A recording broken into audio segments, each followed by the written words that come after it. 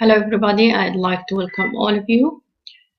Now we're going to start with for grammar focus, page 51, relative clauses of time. Start with, what is a clause? A clause is a group of words containing a verb. A clause comes in two main types. The first one, independent clause or main clause. The second one is dependent clause or subordinate clause. Now we're going to see what is the meaning of main clause and subordinating clause.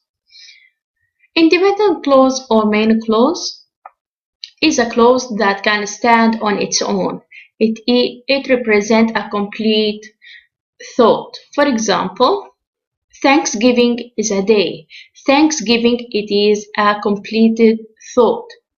While the dependent clause or subordinated clause is a clause that cannot stand on its own because it doesn't contain all the information to be a complete sentence. For example, when we celebrate the harvest, it is a dependent clause. It's not a completed thought.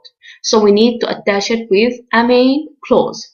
To complete the thought, you must attach the dependent clause to a main clause. Let's see an example.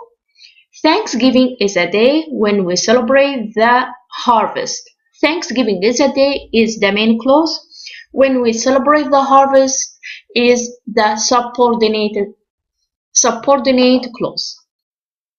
Now, what are relative clauses of time? Why do we use them?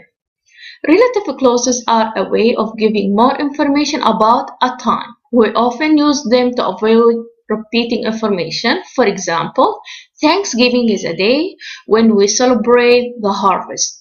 Thanksgiving is the main clause. When we celebrate the harvest, it is the subordinate clause of time. Another example, New Year's Eve is a night when I have fun with my friends. New Year's Eve is a night, it is the main clause. When I have fun with my friends, it is subordinate clause. Now we're going to move to Grammar Focus 10, page 54, adverbial clause of time.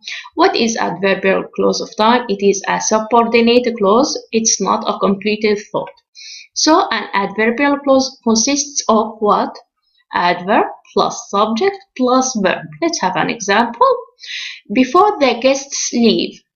Before the guests leave, it is a subordinate clause. It needs to attach to a main clause. The adverbial clause comes before or after independent clause or main clause. Let's have an example. The bride and the groom give the presents before the guests leave. The bride and groom give the presents. It is the what? The main clause. Before the guests leave, it is what? The subordinate clause of time. Let's have another example. If the adverbial clause comes before the main clause, it is usually separated by a comma. Let's have a look. For example, when people get married in Japan, they sometimes have the ceremony at a shrine.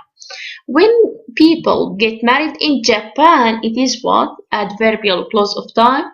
If I put it at the beginning, I need to put comma after it, then I can attach the main clause after it. Let's have another example. Before the guests leave, the bride and the groom give the presents. Here I start with what? With the adverbial clause of time. I put comma, then I attach the main clause. The bride and the groom give the presents. Thank you very much, all of you. If you have any question, you can ask me. Have a nice day.